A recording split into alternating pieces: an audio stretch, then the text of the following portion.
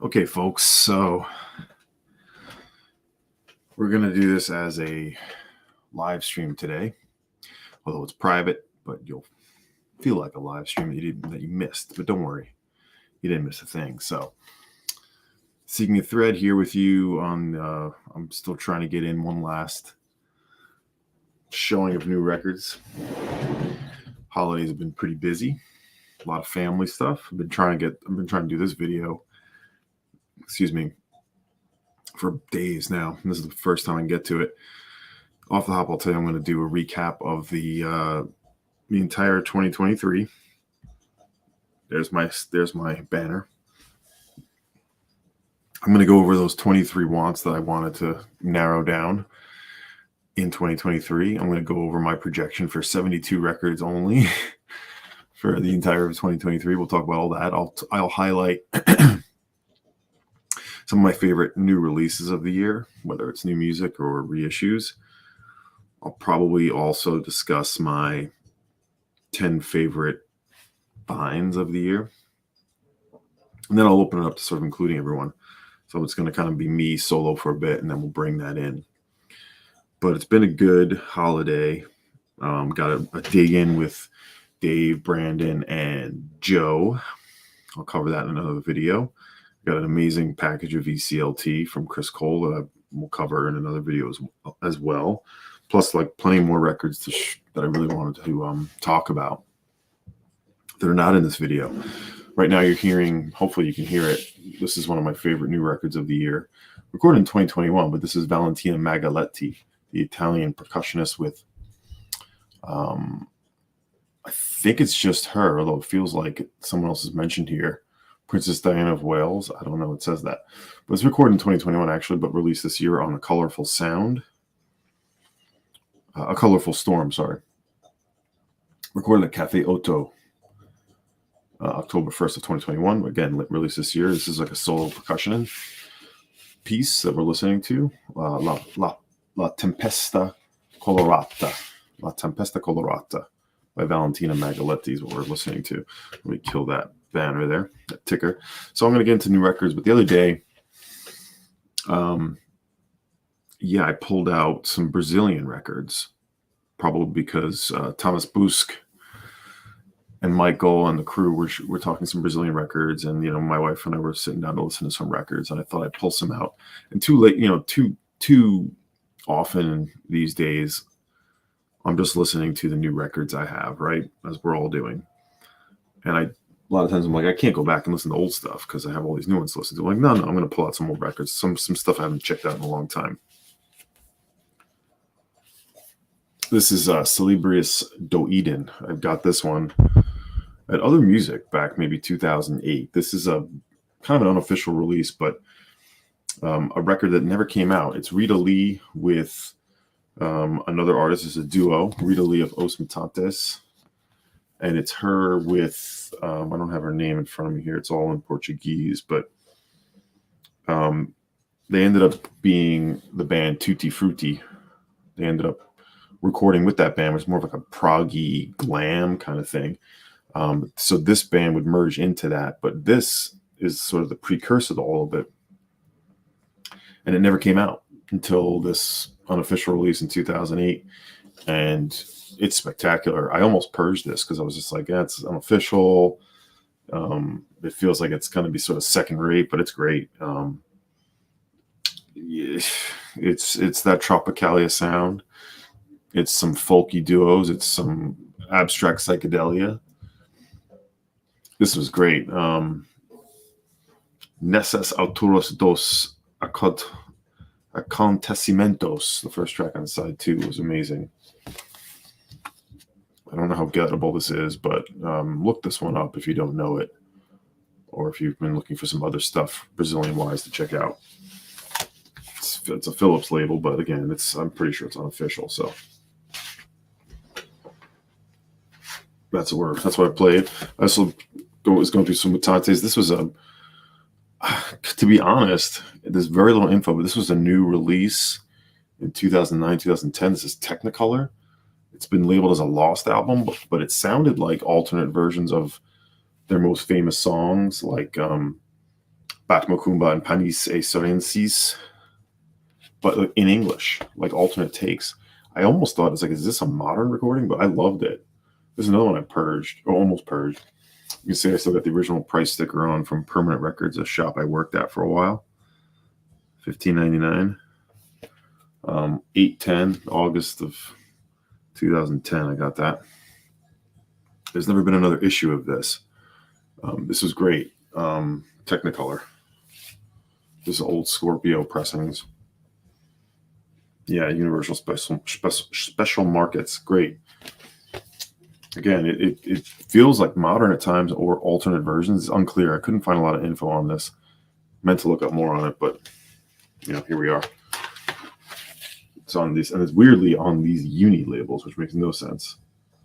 I really don't get this. This uni label from the US uni label imprint. And also I pulled out this classic, fantastic cover, India. This is the original pressing, Gal Costa, on Philips, 1973.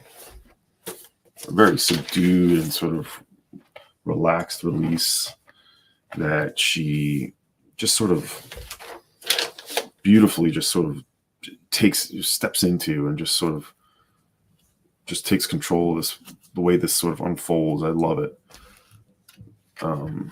Very relaxed, at times pretty ballad centric, but then there's some couple of cool burners on it. Nothing is as too out there. Just a very lush record, gorgeous production. Some strings, some sort of a lot of subtlety in this record. India, Gal Costa. There she is. So that was the Brazilian stuff I pulled out. Here's the new batches. Here's the new batch of stuff. This is one of 5 records I got from a dealer, a Discogs dealer, who cut me a deal offline and was super generous and super aggressive on dealing. And I put in an offer on 5 records, and he took it. I'm going to get into those. This is Ame Son Catalyse. This is a French progressive psychedelic experimental rock group. Came out in Germany also, and what I found out is that the German pressing of this on Metronome is the full release. This has a few edits on it, but this is the French BYG Actuel, of course, Actuel 24. And those labels, I love this. Lots of flute in it. Apparently they were the band Banana Moon when Gong was, or when David Allen had the Banana Moon band. That was this band, but then he made the record with someone else called Banana Moon, I think it was. But for a while, he was playing with these guys as his backing band, Ame Son Catalyse. This one gets into some strange territory. Nicely walks the line of sort of free improv and psychedelia. Absolutely love it. I am kind of curious to get that German pressing with the full non-edited tracks, which has this as the cover, as I said. We'll see if I can pinpoint that one. But I'm just super happy to narrow this one down. I'll talk about the other releases later. The biggest and most heaviest records, by the way, are at the end of this. This I brought home from Angry Mom, 96 Tears. I've been wanting a nice clean copy of this for a while. Question Mark and the Mysterians, sort of one of the early garage hits with that song 96 Tears, a band out of I believe it was Detroit or Michigan area, all Latin background, which was sort of a unique thing at the time too, sort of having a pop hit at the time. Solid record on the Camel label. This is mono.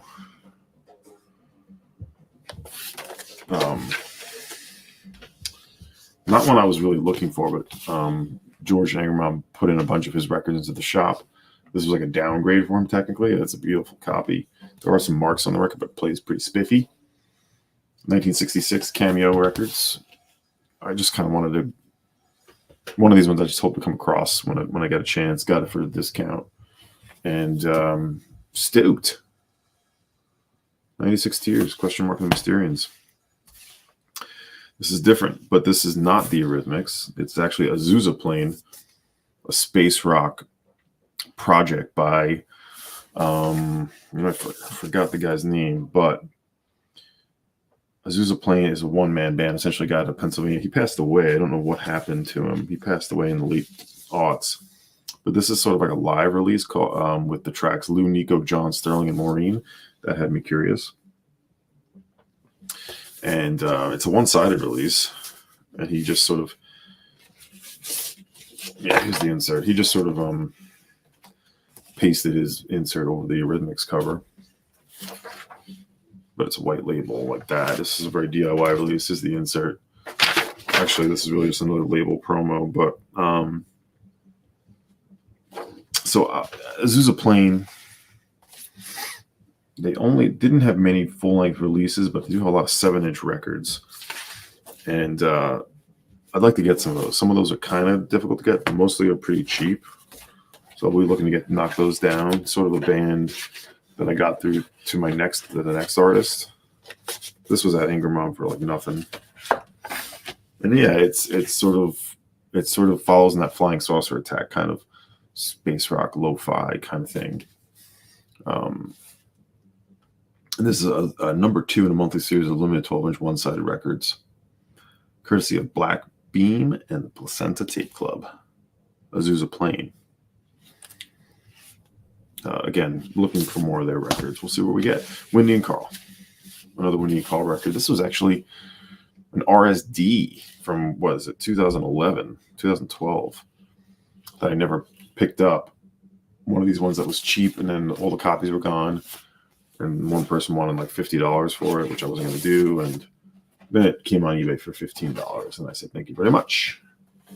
And this is an EP released around the time of the Sunflower record on Cranky. It's 4 tracks: Shadows, Columns, The White Birch, Baby Alpaca, Wool, Pulled Over My Eyes. I don't know if The White Birch is a Codeine cover, but anything Windy and Carl, this is one of my favorite artists of the year for sure. I'm all over. Almost lost it, but I didn't. If you don't know Windy and Carl, again, another band out of Michigan, creating that sort of stillness, cosmic drone. I wouldn't call them shoegaze. It's more of a cosmic drone with some loose, wordless, not wordless, but ethereal vocals. Gorgeous music. This one was great as well. 2 records from Thinking Fellers Union Local 282 that I got from Stunty. Actually, I asked him we made a trade. To make a long story short, I've referenced this trade before, but this and this EP, both on Matador, the original pressings, I asked Stunty to buy for me, and then we would work it out in the trade. And he did, because they were cheap in Europe. So he shipped them to him, and they ended up in my hands. 1994, Strangers from the Universe. Probably their most known record, most celebrated, and it really sort of gives you experimental rock, heavy on the experimentation. Like every song, it's kind of like they were doing something different on every song. It's mainly been the same people: Brian Hageman, Mark Davies, and Eckelberg. They've mainly been in the group for all that time. This is the other EP released just before. What's the name of this again? Admonishing the Bishops. 4-track EP. On Matador as well. Great band. I love, I don't think I ever showed, maybe I did, but I got 2 of their records earlier in the year that are in the collection here. And I just love the direction they take. I love the idea of it being kind of within indie rock, sort of like getting into sort of more expressionist or more proggy, almost a krautrock rock influence at times. I sent my downgrade to Steve, which he definitely was picked up on the weirdness. And there's a lot of records. I probably won't be hunting down a lot of them. I have, I think, 4 or 5 records now. That may be it for me. We'll see. Oh, here's one more. I forget this. I got separate because it was on the Ajax label, a label that reissued a lot of New Zealand bands. This is, I think, just before this. This is called The Funeral Pudding. This is around that same time. 1994, same year even. And this is an EP, although it looks more like an LP with the amount of tracks. Funeral Pudding. This one I only spun once, so I can't talk about this one too much. I know this got included on another order,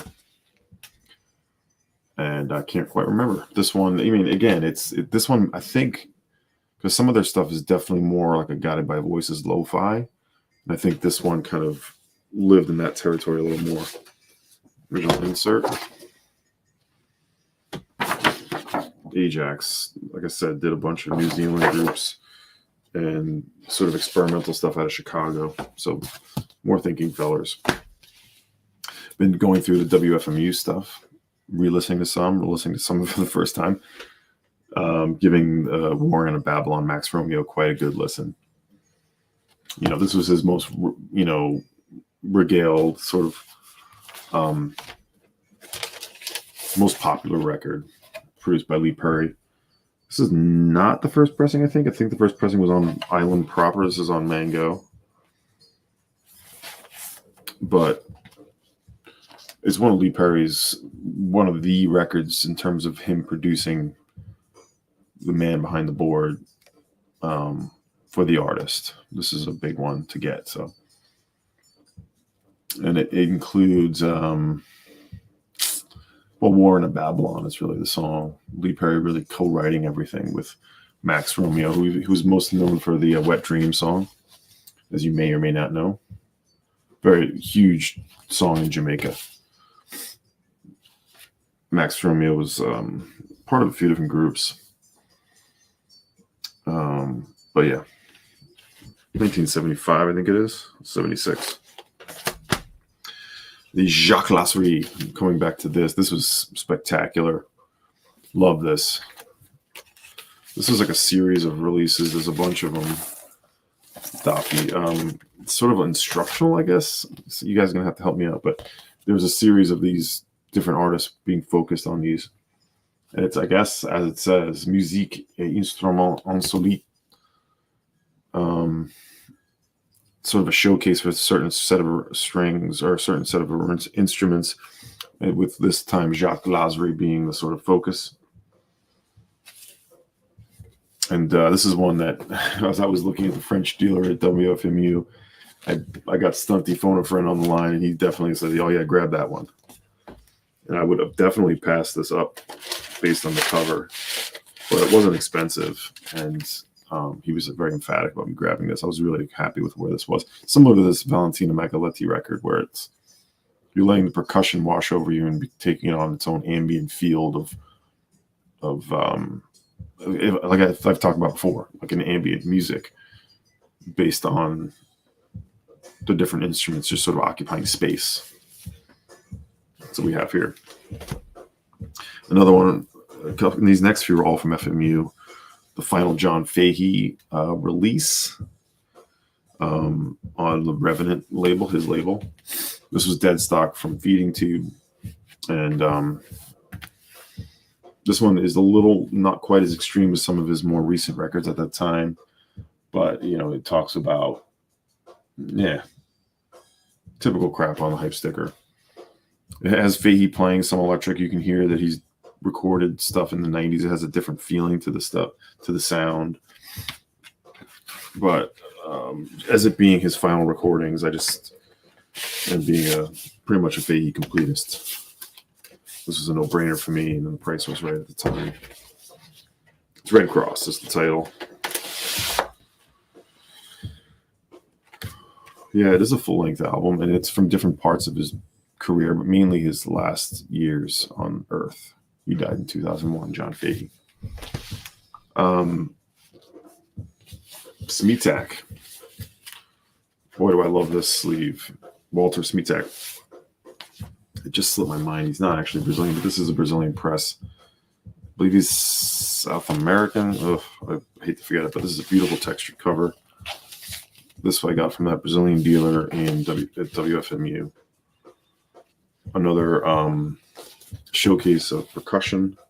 I'm really getting into the percussion-based records just because I like where they take me. It's an experience. It's a ride. You can't needle drop them. You really do have to sit down and listen. This one is quite sparse. is quite sparse. At times you're going to wonder what's happening. Yeah, at times you're going to wonder, like, is anything happening? And when I'm in the right mode and I'm at home just chilling and relaxing, this is perfect. The title, is there a title? He's kind of under-recorded. It's from 1874. It's self-titled. This is the Brazilian press, as I said. Okay. Walter Smetak. There are various musicians on this. Caetano Veloso apparently producing. And Gilberto Gil as well mentioned here, but this is definitely like an experimental record. And engaging in its simplicity and minimalism, I will say. And a great cover. Terry Riley, I finally got a copy of Shri Camel. For a lot of people, I know it's their favorite. This is the Columbia CBS Masterworks. It's still not very much. This was on eBay for a score. I think this was like $25-$30, if I remember correctly. It was a little more, but Shri Camel, 1980. Is it solo? I think it is solo. Performed live by Riley on the Yamaha YC45D electronic organ, tuned in just intonation and modified by computerized digital delay. What a spectacular release. Mind bender.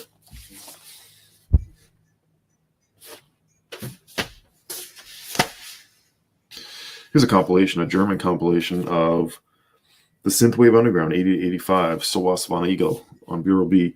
I wasn't going to keep this. I got this from Forced Exposure, but I decided to keep it. It's enough obscure groups that it sort of had me interested. Konrad Schnitzler's group is on here from like the early 80s, which I just forget. I think it was Berlin. Yeah, Berlin Express, I believe it was.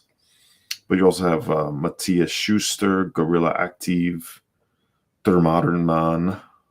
Great, really good new wave synth, minimal synth of the German variety. There's a catalog here.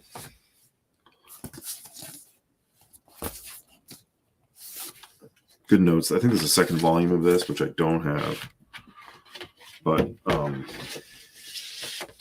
recommend it if you're looking for like your next level of sort of a German obscure new wave and synth. Check out these comps. I bet they're pretty cheap too. German Synthwave Underground 80 to 85 on the Bureau B label. And let's play a little bit. I'm not editing any of this, so you're going to wait while I change the record. It's going to be great. Here we go.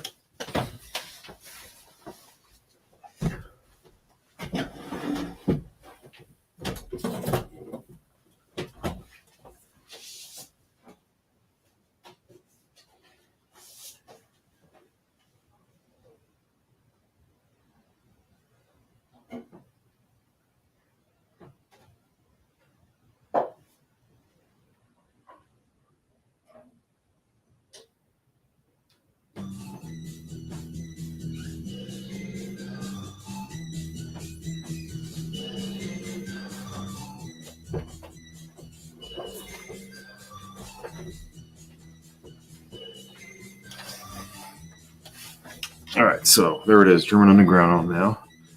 For these last pile, which are the heaviest of the batch. They don't weigh that much, so don't worry. I referenced Angry Mom George bringing in a bunch of records from collection.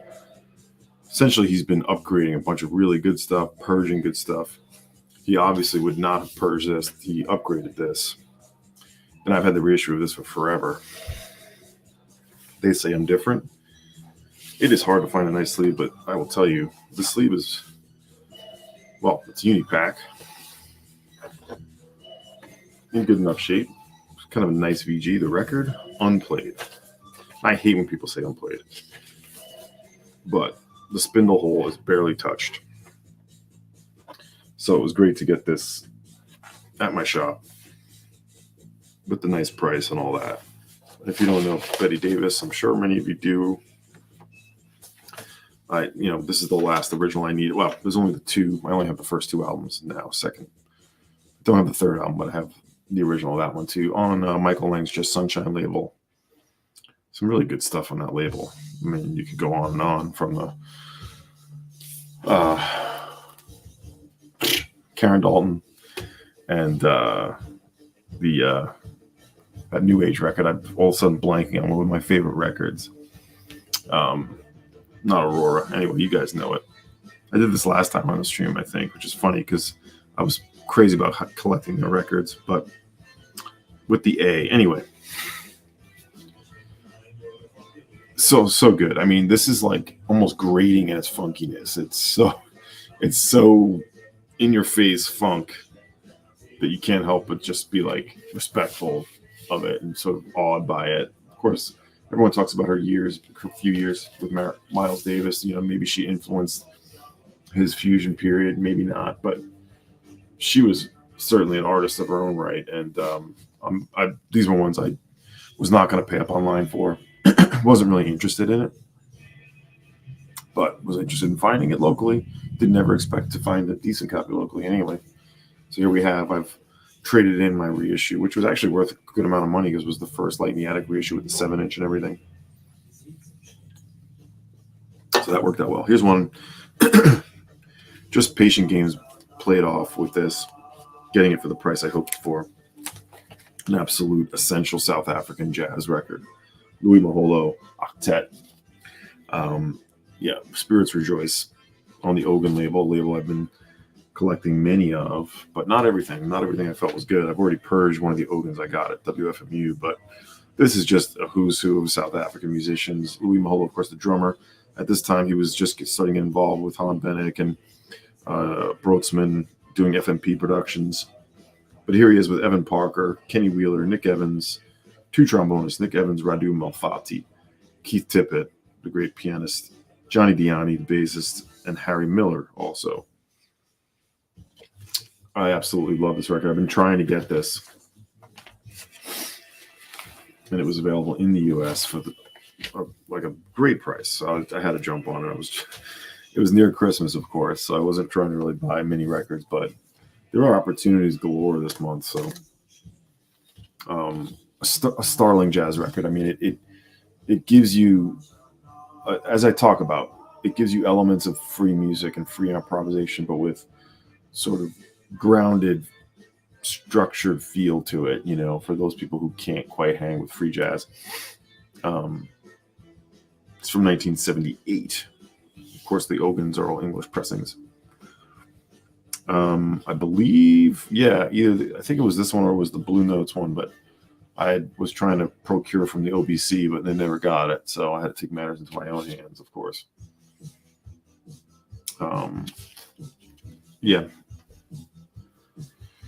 Just love where it goes. I love where it takes me. It's intense, but it settles into a groove at times, and the players are just all peak form here. Spirits Rejoice, Louis Maholo. I got the last record from the early period of John Carter and Bobby Bradford. I got the 2 on Flying Dutchman, and then the 1's Private Press and Revelation, and then the New Art Jazz Ensemble, which is essentially the same band. I'm not sure why they decided to change it, but this I got. Yeah, it was sealed. I still have it in the shrink. And it sold us at FMU for a price I had no interest in paying for. Glad I waited. This was half the price. Those are the labels. John Carter, Bobby Bradford, again, similar to the Maholo. Bringing you into free territories, but doing it with some taste. Not taste is not the word I want to say. But with some restraint and with some sort of texture, with some ear for sort of structure a little bit. And this is the same quartet. Bobby Bradford trumpet, John Carter alto tenor, Tom Williamson bass, and Buzz? It's Buzz, ain't it? Buzz Freeman drums. It is Bruz. Oh, okay. Anyway, this is from 1973. I know this is one that my friend Chris Cole was sort of was definitely putting out some good words about. And it's a lovely copy. It came sealed. Great price. I love these records. These are ones I'm going to be revisiting in 2020, 4. All these Bobby Bradford, John Carter records. two more jazz heavies. One is one people have shown a bunch, which I was late to the game in a way. I didn't think I liked it, but further inspection and then getting it from this dealer that I mentioned earlier who was super willing to deal. I gave it another spin. I'm like, no, this thing's for real. It's Woody Shaw's first official session as a band leader, Blackstone Legacy on the on Contemporary label. I love the Contemporary labels, actually. It's a double LP. It's an epic record. George Cable's on this piano, electric piano. Oof, I love what he does. I love his chord structures, his voicings. And just to have Gary Bartz and Benny Maupin trading on different tracks. I mean, you can't go too wrong with those two. Ron Carter, you know what's going on. And Lenny White is the drummer on all of it, pretty much. Clint Houston is bass on the tracks where Ron Carter isn't. And of course, Shaw on trumpet. This record, it has moments where it's sort of getting into an unhinged territory, and it settles into its own sort of structure and feeling. And there's a spiritual flair to this, but it does live in a fusion or modal sort of spirit.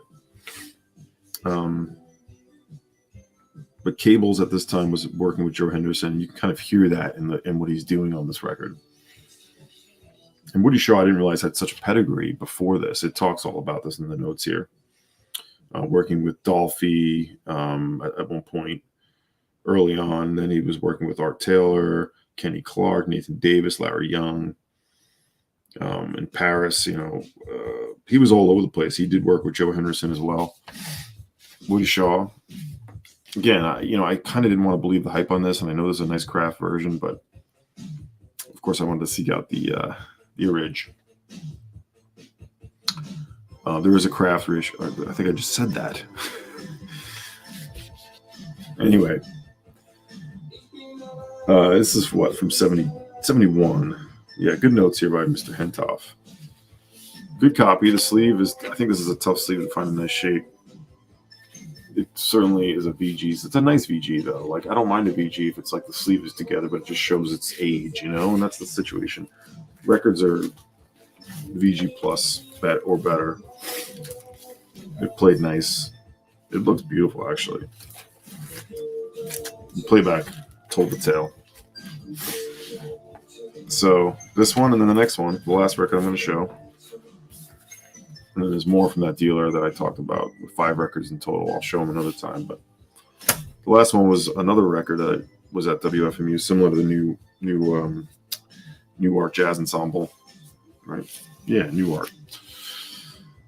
That I didn't want to pay the price. Actually, this one, the price was pretty fair, but I missed it. The dealer either sold it or I think they were it was a jazz dealer that a lot of the people reference at WFMU who had really good stuff and fair prices, and he was only there Saturday.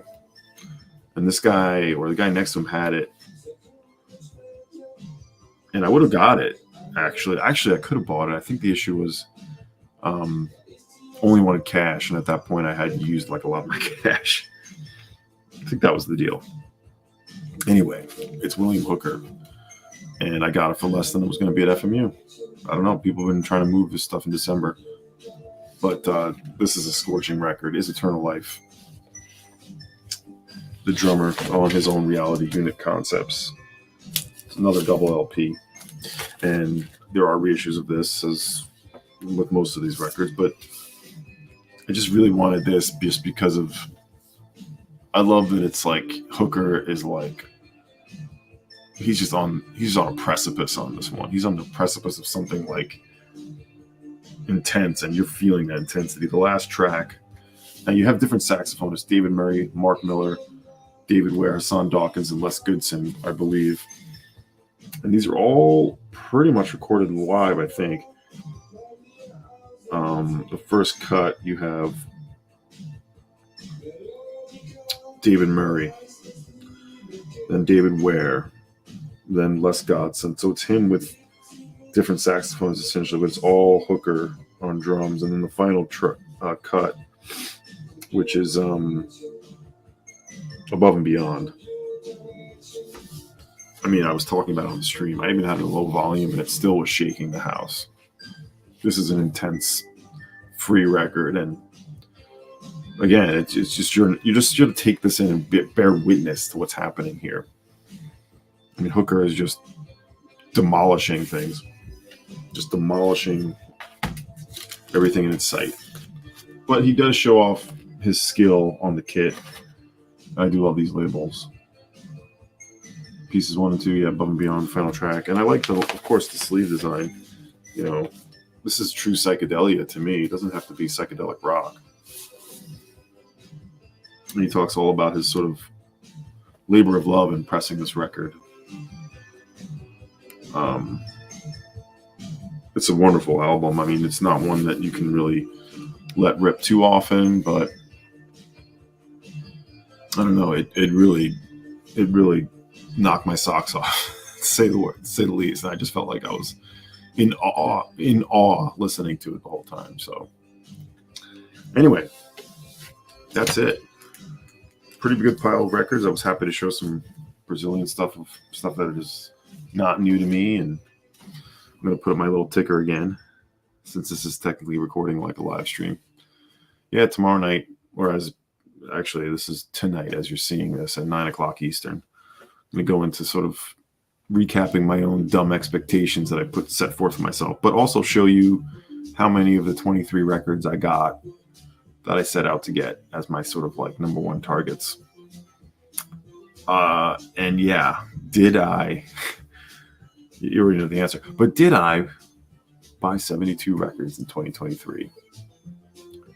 Considering I bought like 50 at WFMU, I think you know the answer to that, as I said. But it was a good year of records. I mean, I'm really happy with everything that's come through the doors or that I've brought, that's arrived on my doorstep. And I'll get into the dig we did in Rochester with the guys. And that was actually, we did really well there too. And I think Chris Cole, again, I'll talk more about that in the VCLT in that video. But good year. We'll talk more about it tomorrow or tonight as you're seeing this. And that's all I have to say, VC. Thanks again, everyone. More to discuss. So I give you regular updates and more info, what's been going on the live stream. Hopefully I'll have some of you join me too. So take care, everyone, and see you then.